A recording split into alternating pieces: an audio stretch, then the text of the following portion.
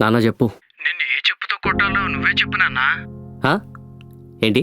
లేకపోతే ఏంట్రా, ఇప్పుడు ఎంత పెద్దోళ్ళు అయ్యారా, సొంతంగా నిర్ణయాలు తీసుకుంటున్నారు. ఇప్పుడు ఏమైందని అంతగా ఎక్కేస్తున్నావు?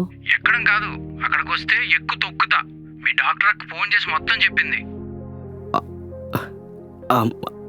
అంటే నాన్న అది మీరిద్దరేమైనా పారిపోయి లవ్ మ్యారేజ్ చేసుకున్నారా? రెండు కుటుంబాలు కలిసి బంధుమిత్రులు సమేతంగా ఘనంగా చేశాం కదా. ఒక నిర్ణయం తీసుకునే ముందు మమ్మల్ని అడగొద్దు. నాన్న నీకు తెలీదు, అర్థం చేసుకో. నాకు తెలీదా? గుడ్డొచ్చి పిల్లని ఎక్కిరించిందన్నట్టు చెప్పు, ఏం చేస్తావు? నాన్న మాకు ఇప్పుడే పెళ్ళైంది. లైఫ్లో సరైన ప్లానింగ్ లేకుండా పిల్లల్ని కంటే కష్టం నాన్న. మా సంపాదన మాకే సరిపోవట్లేదు. అయినా ఇప్పుడు కాకపోయినా 2-3 years తర్వాత పిల్లల్ని ప్లాన్ చేస్తాం. దాంట్లో ఏముంది?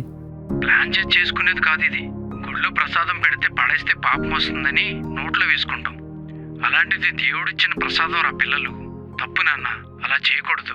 నాన్న పిల్లలంటే నాకు కూడా ఇష్టమే, కానీ ఇప్పుడున్న సిచ్యువేషన్లో ఒకటి చెప్తారా, నువ్వు పుట్టినప్పుడు మనకి సొంత ఇల్లు కూడా లేదు, కానీ మిమ్మల్ని పెంచలేదా, ప్రయోజకుడిని చేయలేదా?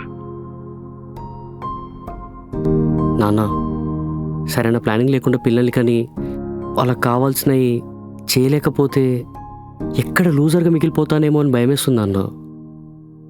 పిచ్చి సన్నాసి, పిల్లలకి పర్ఫెక్ట్ పేరెంట్స్ అవసరం లేదు. ప్రేమగా చూసుకునే పేరెంట్స్ అయితే చాలు.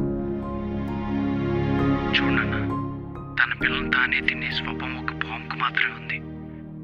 నా కొడుకుని అలా పెంచలేదని మాత్రం నాకు తెలుసు. అర్థం చేసుకో. నాన్న పిలుపు నీకు బరువు కాదు, నీ గెలుపుకు ఒక దారి చూపిస్తుంది.